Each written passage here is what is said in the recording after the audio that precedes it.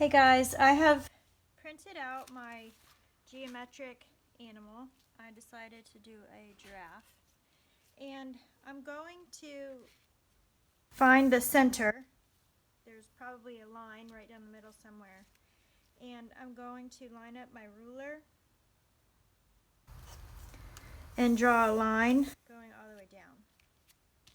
So you're going to pick one side to do geometric and one side to do organic. So I'll just go ahead and do the left side geometric. So what you're going to need are scissors, some glue,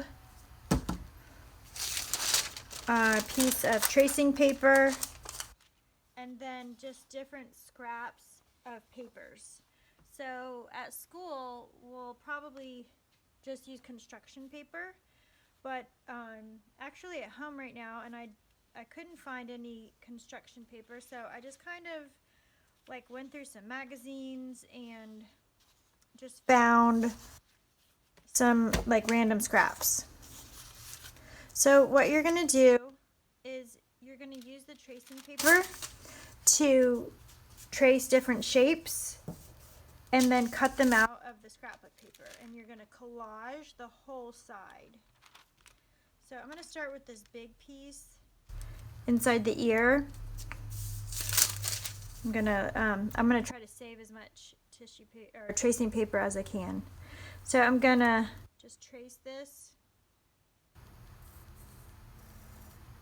and I'm gonna go like a little tiny bit over the black lines so that when I cut it out and collage it, I don't see any of those black lines. So now I'm gonna just cut that out. You can see how it looks here. And I'm going to lay it on my paper that I want to use, and I'm doing the inside of the giraffe's ear, so I'm just using this like orangish pink color. And I'm gonna hold the scrap on top of the paper, and I'm gonna use my scissors to cut it out. And my thumb is kind of holding those two pieces in place. And then I kind of switch over, and I'm carefully shifting my weight because I don't want to mess up the cut.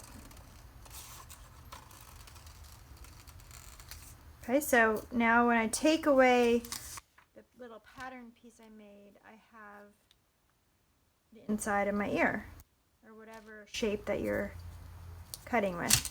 So then you would take your glue, and I know you've seen me do this before, but I like to brush my glue on. So I'm using an old brush. Now you can just use it like regular glue bottle if you want, but I just like it to be smooth and even and consistent. So I did that, and now I'm going to glue that directly onto my pattern.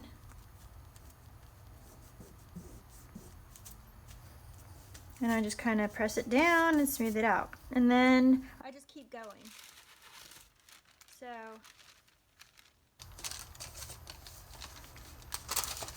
maybe I'll do like this piece right here in the center.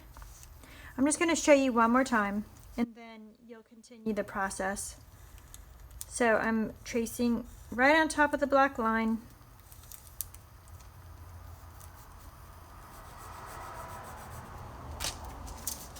And now I'm going to cut it out. And I want to use yellow. So I'm going to lay the traced shape on my yellow, and I'm going to trim it. Switch my thumb so I don't mess up the shape.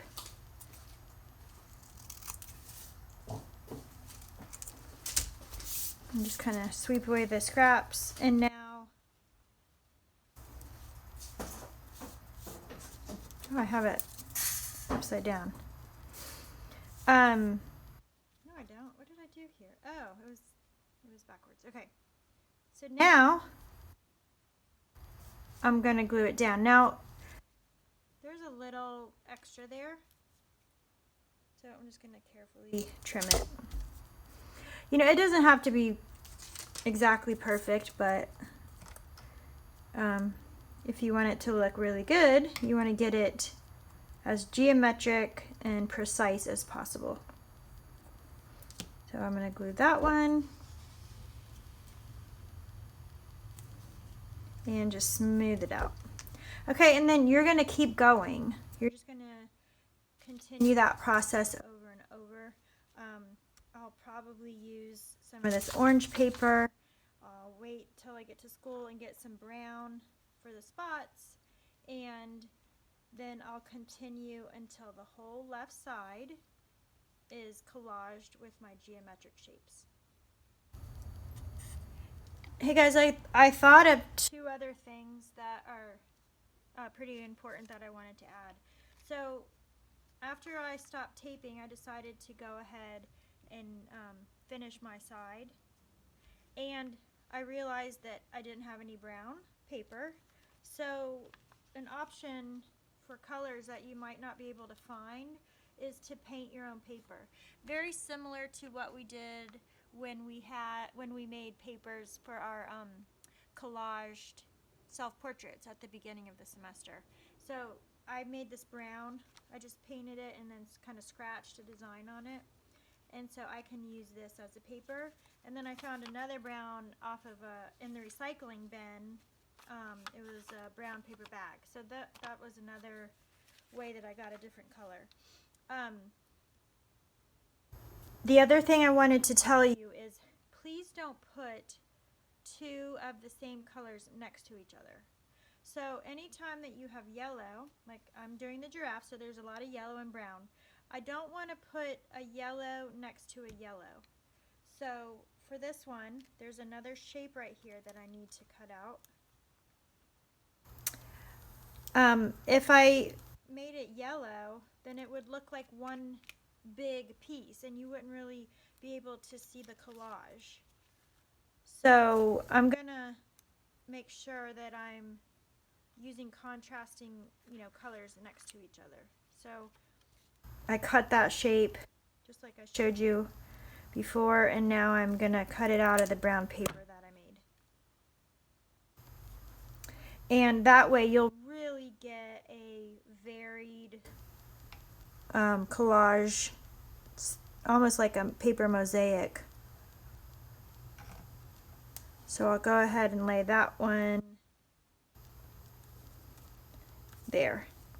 And then when I go in for this one, again, I wouldn't use brown. I could use yellow, or I could go with an orange or a pattern or something different. All right, just wanted to make sure that you had those two pieces of information.